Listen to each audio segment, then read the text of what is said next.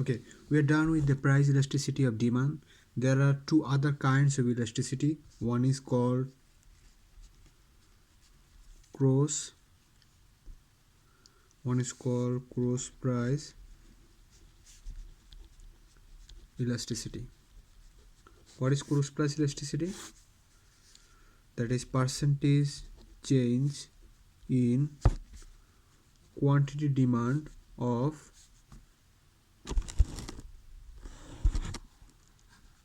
good 1 divided by percentage change in price of good 2. For example, percentage change in price of Coke divided by percentage change in percentage change in the quantity demanded of Coke divided by percentage change in price of Pepsi, right? So if the goods are substitute,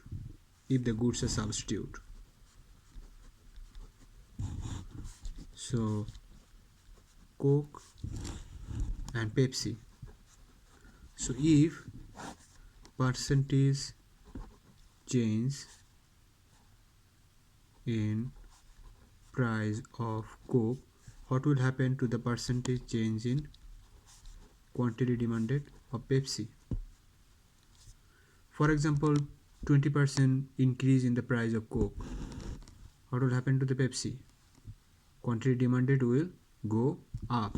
So that will be positive. So cross price elasticity for substitute positive. What about complements? Okay, give me the example of complement. For example, bread and butter. Bread and butter is complements to each other. Shoe and socks complement. Let's take bread and butter. If the price of bread goes up, what will happen? People will not buy more bread. If they don't buy bread, they will not buy butter. So quantity demanded of butter will go down. So the cross price elasticity will be negative. So for substitute, cross price elasticity is positive. For complements, cross price elasticity is negative. Okay, let's take another type. We are done with cross price elasticity. There is another type of elasticity. That's called income elasticity of demand. What is that? That is percentage change in quantity demanded of a good divided by percentage change in income. Now, whenever we talk about income, we have to talk about two things. One is normal good, another one is inferior good. Let's take a normal good. What are the normal goods? Most of the goods are normal good, right? So let's take milk, normal good, right? So if the income increases by 20%,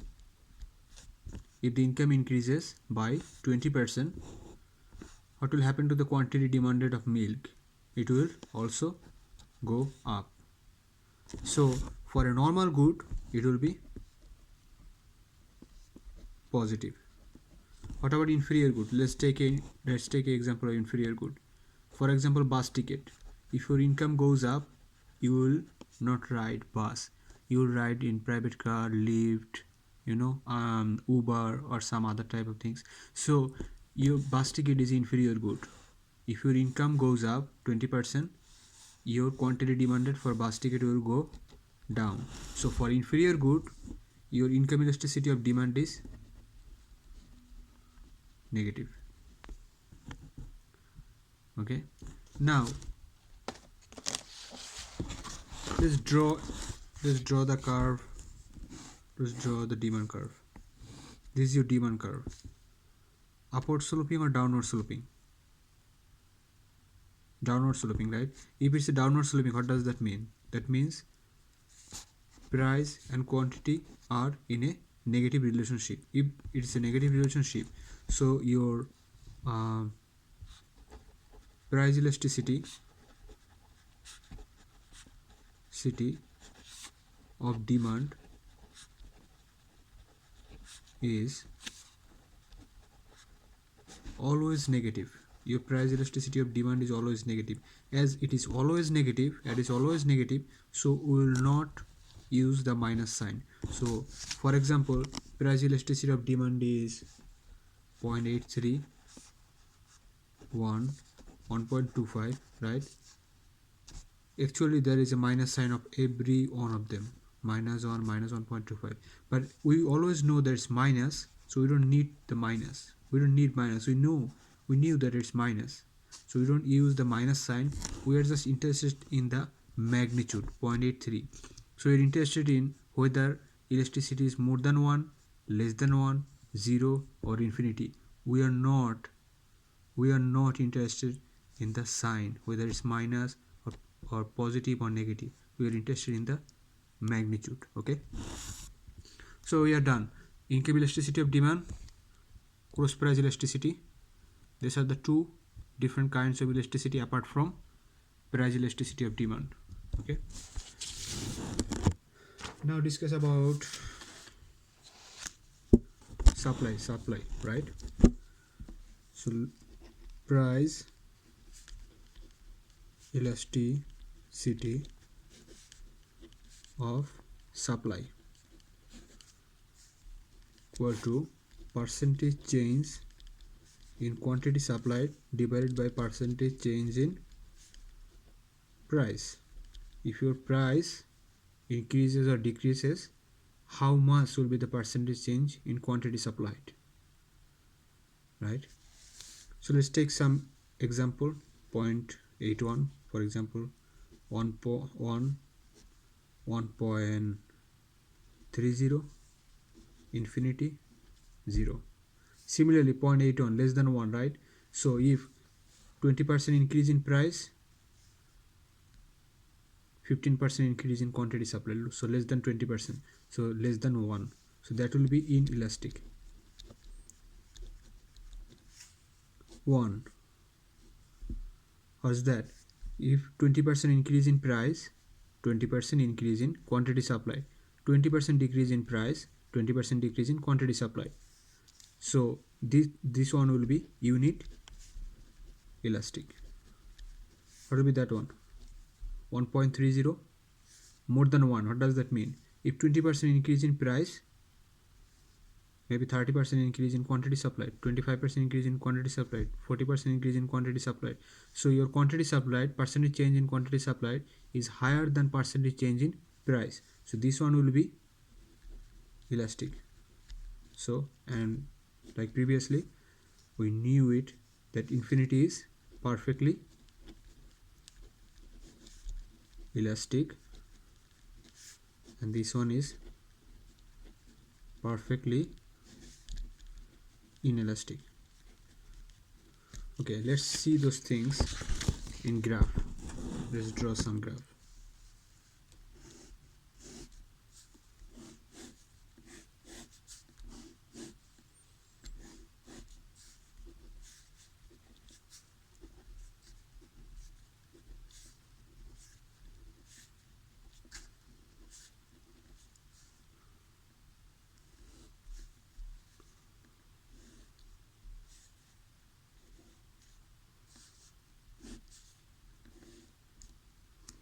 Okay, which one is elastic, which one is inelastic? This one elastic or inelastic?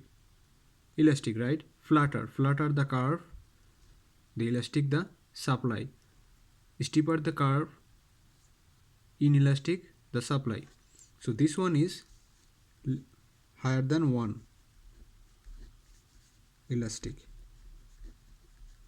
This one is lower than 1, right? This one is lower than 1, inelastic. What about this one? Unit elastic.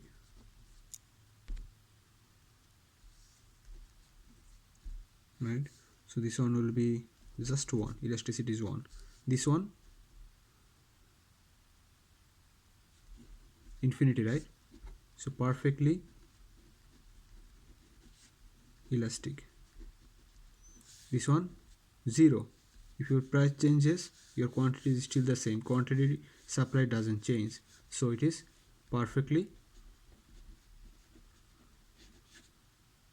inelastic. So what does that mean? That means if it is elastic, this one more elastic, this one more elastic, this point, this one is perfectly elastic. What about that one? Inelastic, inelastic, inelastic, perfectly inelastic, right? Okay, now we'll talk about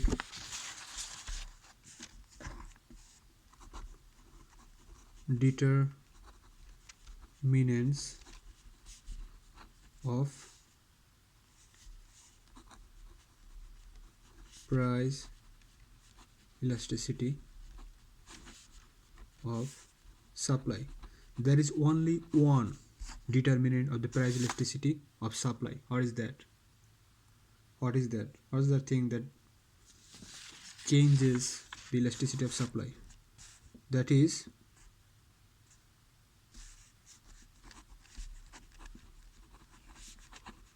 time passes, right? That is time passes. So long term versus short term. Long term versus short term. For example, long term versus short term. Oh my god, my hand looks so ugly. Okay, long term versus short term. For example, you are a hairdresser. For example, you are a hairdresser. You are a hairdresser. You take, for example, $15 without tips, obviously, $15 per haircut. Now, suddenly, in the morning, you went to your salon and you have found out that the haircut is now $5 per haircut. What will you do?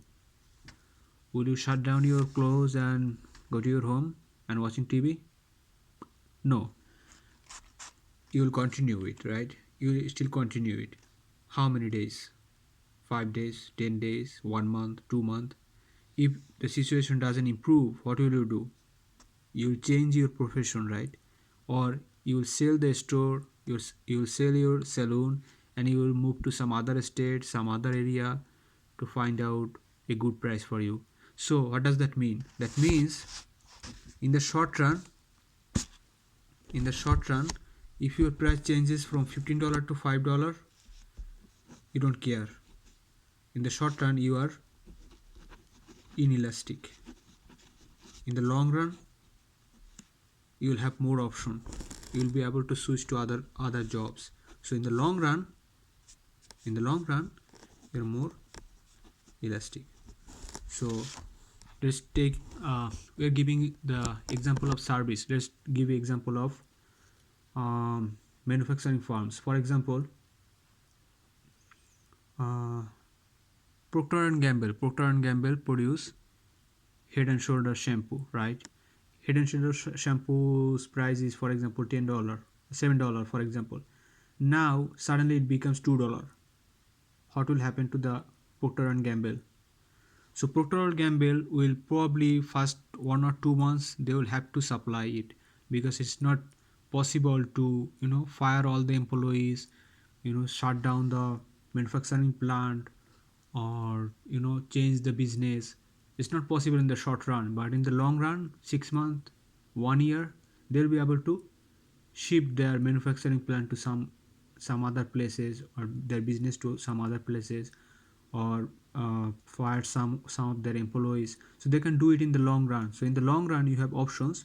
So you will be more responsive to the price, so your supply curve will be more elastic. But in the short run, you don't have any option. So in the short run, you are not very responsive to the price change, so your supply curve will be inelastic in the short run. Okay, question. Okay, I'm not able to answer your question. Okay, last topic.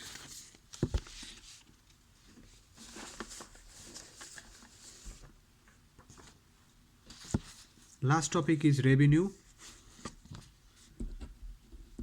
relationship between revenue, and price elasticity of demand. What is total revenue? Total revenue is price into quantity, right? If your price is 10, your quantity is 100, your total revenue is 1000. For example, a manufacturing plant, a manufacturing firm, they read only chapter 3. They didn't read chapter 6. They drop out, for example. They drop out after reading chapter 3. So they know from law of demand that if price decrease, quantity demand increase, right? So now this is your price, this is your quantity, this is your demand curve, right? So their price is $10, 100 units. So what is your total revenue? Total revenue will be 10 into 100. So this one is your total revenue right now. Now you read chapter 3, so and you don't have any idea about the elasticity part.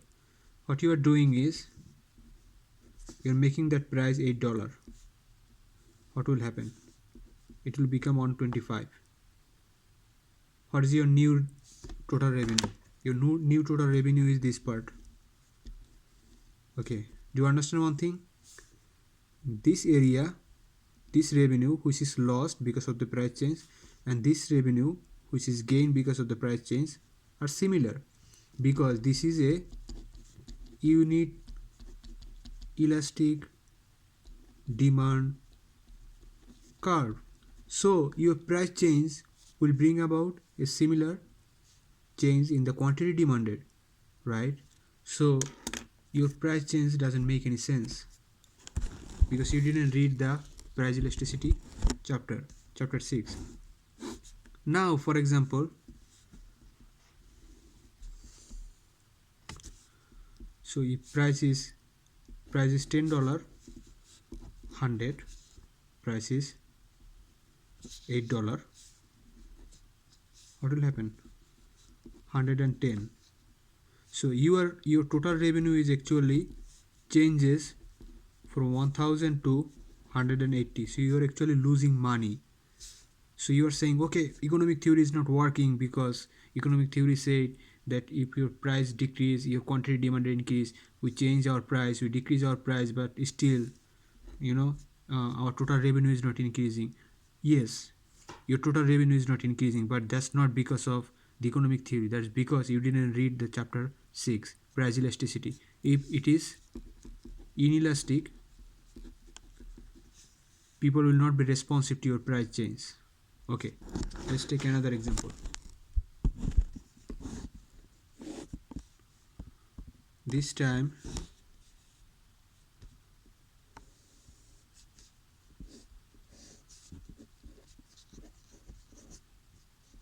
$8. Look at the demand curve. Is it elastic, inelastic, unit elastic? This is elastic, right? So there will be a higher price response. So if $10 to $8, it will be 150. So your total revenue is now 1200. This is your new revenue, right? This is your new revenue.